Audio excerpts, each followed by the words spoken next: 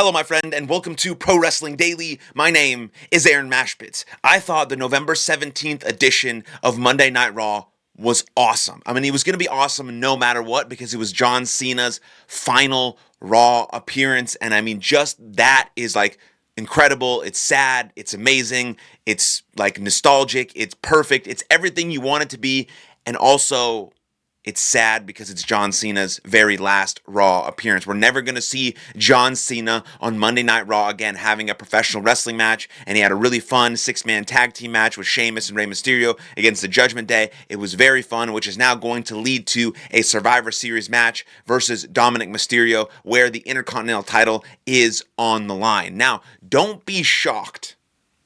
Don't be shocked if Dominic Mysterio does actually win the Intercontinental Championship back at Survivor Series, because then John Cena's last match doesn't have to be for a championship, and then most likely if it's not for a championship, he'll face Gunther, and then Gunther just has the notch under his belt of beating John Cena in his very last match, and then he doesn't have to worry about having the IC title, and then he can move on to the World Heavyweight picture with CM Punk. Now, of course, John Cena could potentially win at Survivor Series and hold on to that title. I think if he does hold on to that title, I'm picking someone different to win the tournament, maybe a Solo Sequoia, because then beating John Cena and winning the Intercontinental Championship in John Cena's last match for Solo is a huge deal and will catapult him potentially into the mid-card, upper mid-card main event scene. Gunther is already a main eventer.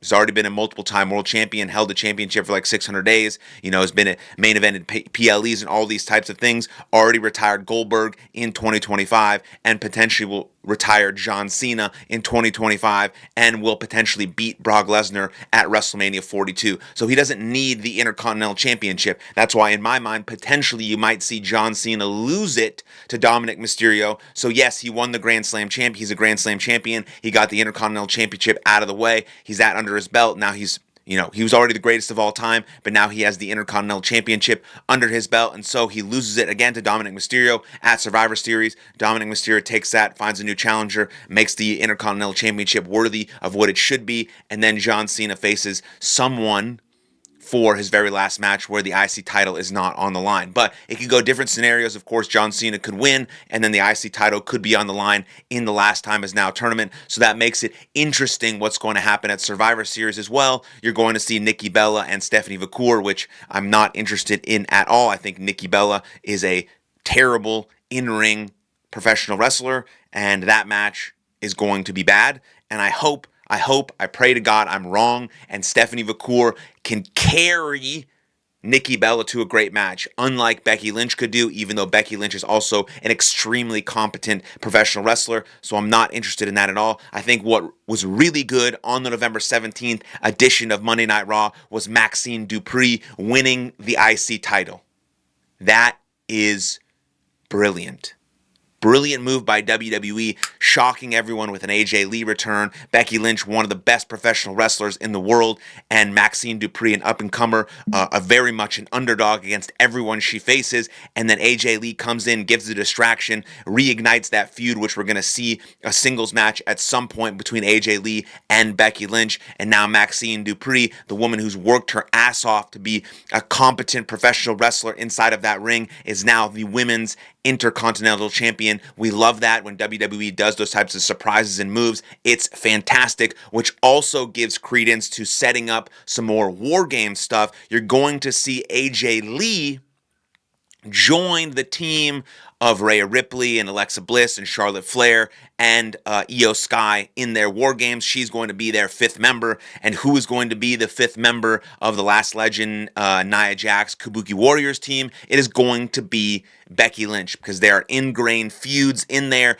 And then you have the biggest feud, what's going to be the biggest feud in the women's division, which is not going to be for any titles unless Stephanie Vacour actually gets a real challenger, and Jade Cargill, I don't even know what she's doing because I'm not really worried about that title reign or her, but maybe it'll be great. But the biggest women's rivalry will be AJ Lee and Becky Lynch, and it's already been reignited, and it's going to be reignited even more at War Games when they're on separate teams. So I think that was really well done by WWE. We also saw the return of Dolph Ziggler, or Nick Nemeth as he's called in TNA, and we got to give Dolph his flowers. This is one of the best in-ring competitors and performers and WWE superstars of the last 15 years. 2016 feud for the Intercontinental Championship with The Miz is one of the best all time, one of the best sellers, one of the best movers. I think he was very, very, very aggressive against Solo last night. He's reignited something in himself that he is very passionate and very motivated professional wrestler right now, if you've seen the work he's been doing in TNA as Nick Nemeth. But Dolph Ziggler returning, just like Zack Ryder returning, very cool, very cool. I would love to see one of these returners,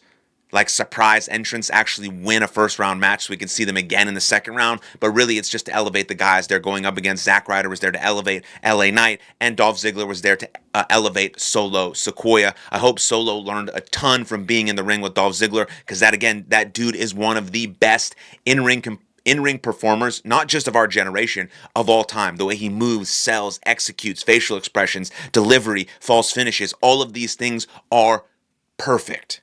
And I'm glad he returned. I'm glad he returned to a huge ovation. I'm glad the match was as good as it was. Of course, it wouldn't be bad. Dolph Ziggler, just like, he can't have a bad match. It's not possible. And so that was really cool on Monday Night Raw as well. And then, of course, we saw Gunther beat Javon Evans in a fantastic match. I think Javon Evans still needs to be a little bit sharper and a little bit crisper in his movements. He's still a little bit wonky, but Gunther is just so good and gives so much to his opponent to make them look so good that it just makes him look even better when he eventually finishes them off. Solo and Gunther do have a lot of momentum going into this tournament, and I think those are the two top candidates to win, along with an LA Knight potentially, and along with a Rusev. Those are like sort of my top 4 picks. I think it's eventually going to be Gunther, but I think if it's for the IC title, I would love for it to be like a Rusev or a Solo, and then Gunther and potentially LA Knight can move on to sort of the world championship picture. But that's how it is. That's how it's shaken out. And then, of course, massive returns and huge implications for War Games. You saw the return of Brock Lesnar. You saw the return of Roman Reigns. Those are going to shape out the prospective teams. So you're going to see Cody Rhodes, CM Punk, the Usos, and Roman Reigns versus The Vision, Braun Breaker, and Brunson Reed, Logan Paul, Drew McIntyre, and Brock Lesnar. Holy shit, that's a huge fucking team. Like, massive bodies. Lesnar, huge. Drew McIntyre, huge. Braun Breaker, huge. Brunson Reed, massive. Logan Paul, pretty massive dude, like 6'4". Like, that's a massive, massive team, and I'd actually like to see them win.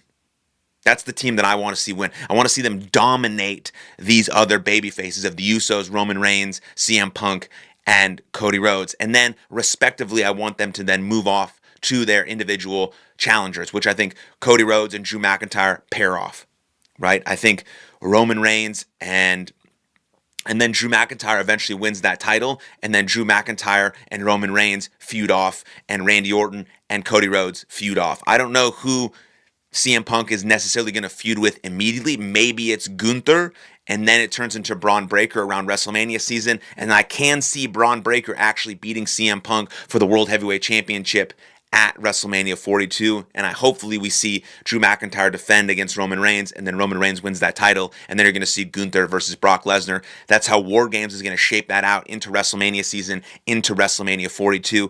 But also, I think what has to be noted, whether you like Brock Lesnar or not, that doesn't matter. He is one of the best sellers we've ever seen in WWE. Just that one Superman punch he took from Roman Reigns on the November 17th edition of Monday Night Raw. He, like, the way he moves, the way he executes, he bumps, he rolls, he like takes it like it's such an important aspect to his game that doesn't get talked about enough. Like when he took that Claymore kick from Drew McIntyre and bumped him over the top rope in a Royal Rumble, like stuff like that is just so important to his selling ability because he's such a beast, because he's such a badass, and then he sells, it just makes it that much more important. And I think other wrestlers can take that away, like how good Dolph Ziggler sells. Then he makes those moves look good, he makes himself look better, he makes his opponent look better, and overall makes the whole thing look better. And Brock Lesnar does that really well too. But you see so much stuff happening on this November 17th edition of Monday Night Raw that set up War Games, that potentially is going to set up WrestleMania season and WrestleMania 42. And I thought it was an excellent Monday Night Raw,